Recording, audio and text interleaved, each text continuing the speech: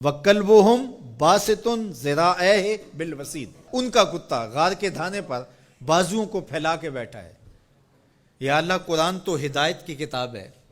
سراسر ہدایت، لفظ لفظ ہدایت، حرف حرف ہدایت۔ تو کتے کے بیٹھنے کے سٹائل کو تو نے قرآن میں بیان کیا، تو اس میں ہمارے لیے کیا ہدایت ہے؟ کہا یہی تو بتانا چاہتا ہوں کہ ذات کا کتا بھی ہو، سنگ جڑ جائے ولیوں کے، اور ولیوں کے دروازے پر بیٹھ کے پہرا دینے لگ جائے، اور کسی کام آ جائے مشت خاک، تو وہ کتا اتنا قابل ذکر ہو جاتا ہے کہ اس کے بیٹھنے کے سٹائل کو رب رب ہو کے بیان کرتا ہے۔ تو کہا تم تو انسان ہو، اگر تم محمد عربی کے در کے نوکر بن جاؤ تو کیا عزتیں دوں گا تمہیں، کیا شانیں تمہیں نصیب ہوں گی۔ تو یہاں یہ دیکھا جاتا ہے کہ ان کی راہوں کے کام کون آتا ہے، ان کے راستے کا مسافر کون ہے، ان کے دین کے لیے اپنے آپ کو پیش کون کرتا ہے، ان کی خدمت اور نوکری کے لیے اپنی مشت خاک کو ان کی راہوں میں بچھاتا کون ہے۔ اور اگر ہم ساری زندگی اپنی خواہش سے گزار دیں اور ان کے دین کے لیے ہم نے کچھ نہ کیا ہو، تو پھر ہم دیکھیں کہ ہم کھڑے کہاں ہیں۔ اقدس تیرے پاؤں میں نہ کوئی کانٹا نہ کوئی زخم، پھر کیوں ہاتھ میں پرچم اسلام لیا تھا۔ اللہ تعالیٰ جل شانہ کی نعمتیں، اس کی کرم نوازیاں ہمارے اوپر پہم برسیں، لیکن ہم اس کے شکر گزار بندے نہ ہوں، نماز پڑھنا ہمارے لیے بوجھل بن جائے۔ تو کہا پھر گھوڑے اچھے ہیں، وہ اللہ کی راہ میں چلتے تو ہیں، کام تو آتے ہیں۔ تو کہا ان الانسان لربہ لکنود، بے شک انسان اپنے رب کا ناشکرا ہے۔ اس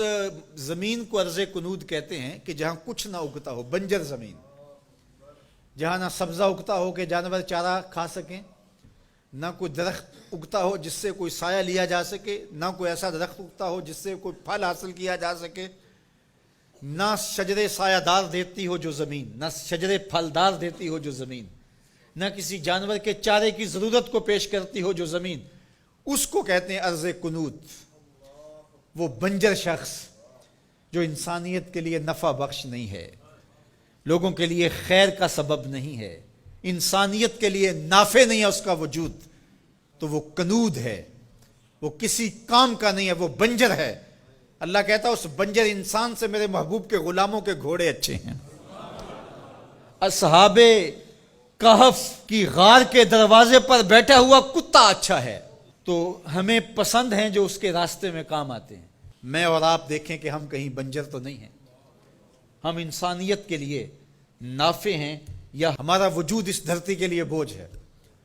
ہم لوگوں کے لیے ضرر کا سبب ہے، جہاں سے گزرے لوگ تکلیف محسوس کرتے، کبھی کسی کی غیبت کی،